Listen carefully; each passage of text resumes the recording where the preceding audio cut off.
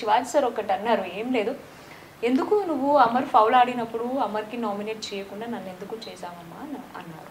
అప్పటికే అందరూ తిట్టేశారు, ఈవెన్ నేను కూడా తిట్టిన, అరే నువ్వు మారవరా, సాటర్డే సార్ ముందే చెప్పిన, ఓకేనా, అసలు నువ్వు మారవ, వాడికి ఇప్పుడు 10 మంది వచ్చి ఉన్న ఒకే మిస్టేక్ వేస్తే వాడు మార్చుకుంటాడా అండి మీరు చెప్పండి.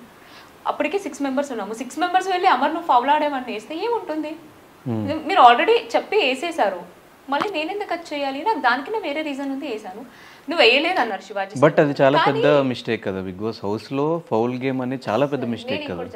ఏ రోజు మీరు నామినేట్ చేయకపోతే ఆబ్వియస్ గా అడుగుతారు కదా. నేను ఒకటి చెప్తున్నాను, మీరు యావర్ది ఎవిక్షన్ పాస్ గేమ్ చూసారా, it's by mistake, Yawar mistake చేశారు, ఇట్స్ ఐదర్ మీకు వాంటెడ్లీ చేసినా బై మిస్టేక్ చేసినా, మిస్టేక్ ఇస్ మిస్టేక్, కరెక్ట్. ఇప్పుడు కాల్ పెట్టి వాడు మిస్టేక్ చేసి ఎవిక్షన్ పాస్ సరెండర్ అయ్యాడు, ఇచ్చేసారు, అంతా అయిపోయింది. అయిపోయిన తర్వాత శివాజీ సార్ ఆ వీక్ నామినేషన్ ఎవరిని చేశారండి, సంచాలక్ పిలిచావు అని చేశారు.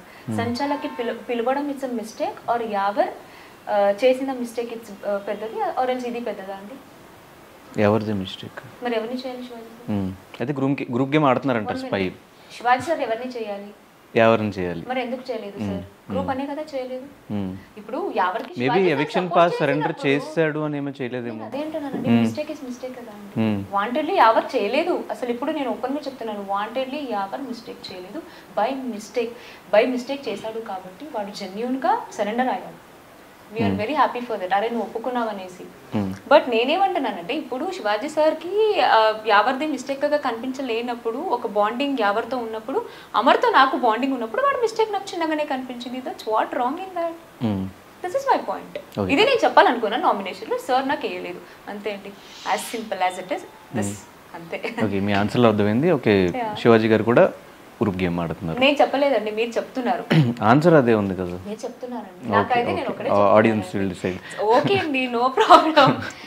అది మీరు ఆల్రెడీ చెప్పేశారండి, చాలా వైరల్ అయింది అన్నట్టు విన్నాను, బికాస్ సారే చెప్పారు స్పై వచ్చిన ప్రతి ఒక్క సెలబ్రిటీకి సార్. ఈవెన్ బయట ఆడియన్స్ అందరికీ అర్థమైంది ఏంటంటే 2 గ్రూప్స్ ఉన్నాయి, ఇద్దరు గ్రూప్ గేమ్స్ ఆడుతున్నారు, కాకపోతే ఆ గ్రూప్ బయటికి రావట్లేదు, ఈ గ్రూప్ వాళ్ళే చెప్పేసుకుంటున్నారు, మేము గ్రూప్ గేమ్ ఆడుతున్నాం, మేము ఆడతాం, బర్రాబర్ ఆడతాం, ఏం చేస్తారు అన్నట్టు మాట్లాడుతున్నప్పుడు ఆబ్వియస్గా మీరు ఫిక్స్ అయిపోయారు, మీరు చెప్పేస్తున్నారు, స్టేట్మెంట్ ఇచ్చేస్తున్నారు ఆడుతున్నాము. ఒకటి ఏంటంటే అండి, చాలా మిస్టేక్ ఏంటంటే నేను కొన్ని దాచుకోలేనండి లోపల, నాకు రాదు అది దాచుకొని లోపల పెట్టుకొని ఇలా ఉండాలంటే నాకు సఫకేషన్ అండి. I'm like this, I will be like this, that is my character.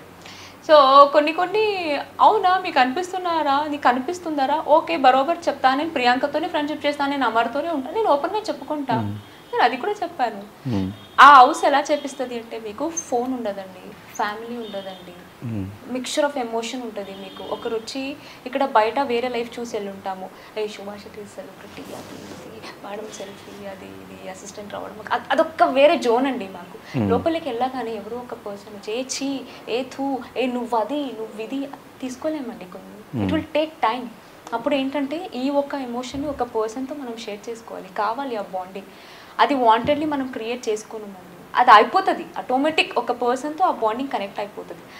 వీళ్ళిద్దరు నాకు ఆల్రెడీ బయట తెలుసు, కానీ ఇంత క్లోజ్ కాదు, మేము కలిసి షో చేసాము అలా, ఐ నో అంతే, జస్ట్ హాయ్ బై ఫ్రెండ్స్.